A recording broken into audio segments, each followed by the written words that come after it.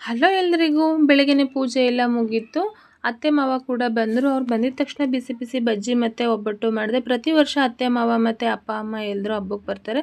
ಈ ವರ್ಷ ಅಮ್ಮ ಅಪ್ಪ ಬರೋ ಡೌಟ್ ಇತ್ತು, ಹಂಗಾಗಿ ಅತ್ತೆ ಮಾವನೇ ಬಂದ್ರಲ್ವ, ಒಂಥರ ಸಮಾಧಾನ ಅನ್ನಿಸ್ತಾ ಇತ್ತು. ಮತ್ತು ಮನೆಯವ್ರು ಕೂಡ ಬಂದರು. ಅವ್ರಿಗೆ ಕೂಡ ಬಿಸಿ ಒಬ್ಬಟ್ಟು ಮಾಡಿ ಊಟ ಹಾಕ್ಕೊಟ್ಟೆ. ಮತ್ತು ಸಂಜೆ ಪೂಜೆ ಮಾಡೋಣ ಅಂತ ಹೇಳಿ ನಾನು ಕೂಡ ಈ ರೀತಿ ರೆಡಿಯಾಗಿ ಸಂಜೆ ಪೂಜೆಗೆಲ್ಲ ರೆಡಿ ಮಾಡಿಕೊಂಡೆ. ಪೂಜೆ ಕೂಡ ಮುಗೀತು. ಏನೋ ಒಂಥರ ಸಮಾಧಾನ, ಏನೋ ಒಂಥರ ಸಡಗರ ಅಲ್ವಾ. ವರಮಹಾಲಕ್ಷ್ಮಿ ಹಬ್ಬ ಅಂತಂದರೆ ನಮ್ಮ ಹೆಣ್ಮಕ್ಳಿಗೆ ಅಷ್ಟೇ ಅಲ್ವಾ. ಮತ್ತು ಅಮ್ಮ ಬೇಜಾರು ಮಾಡ್ಕೊತಾಳೆ ಅಂತ ಹೇಳ್ಬಿಟ್ಟು ರಾತ್ರಿ 10 ಗಂಟೆ ಆಗಿತ್ತು. ಅಮ್ಮ ಮತ್ತು ನಮ್ಮ ಆಂಟಿ ಮಕ್ಕಳು, ನನ್ನ ತಮ್ಮ ಎಲ್ಲ ಬಂದರು.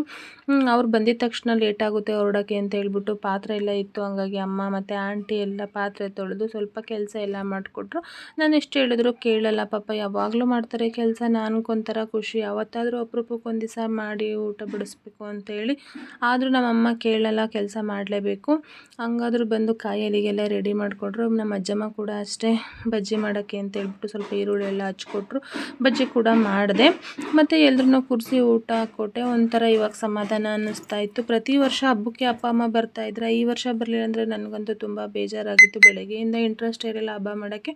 ಅಮ್ಮ ಬಂದಿದ್ದು ಒಂಥರ ಸಮಾಧಾನ ಆಯಿತು. ಮತ್ತು ಅಮ್ಮಂಗೂ ಆಂಟಿಗೂ ಅರಿಶಿನ ಕುಂಕುಮ ಎಲ್ಲ ಕೊಟ್ಟೆ. ಅವ್ರು ಕೂಡ ಇನ್ನೇನು ಹೊರಡ್ತೀವಿ ಅಂತ ಹೇಳಿ ಹೊರಟ್ರು. ಒಂಥರ ಸಮಾಧಾನ ಆಯಿತು. ಈ ವಿಡಿಯೋ ಇಷ್ಟ ಆದರೆ ಲೈಕ್ ಮಾಡಿ, ಶೇರ್ ಮಾಡಿ, ಕಮೆಂಟ್ ಮಾಡಿ.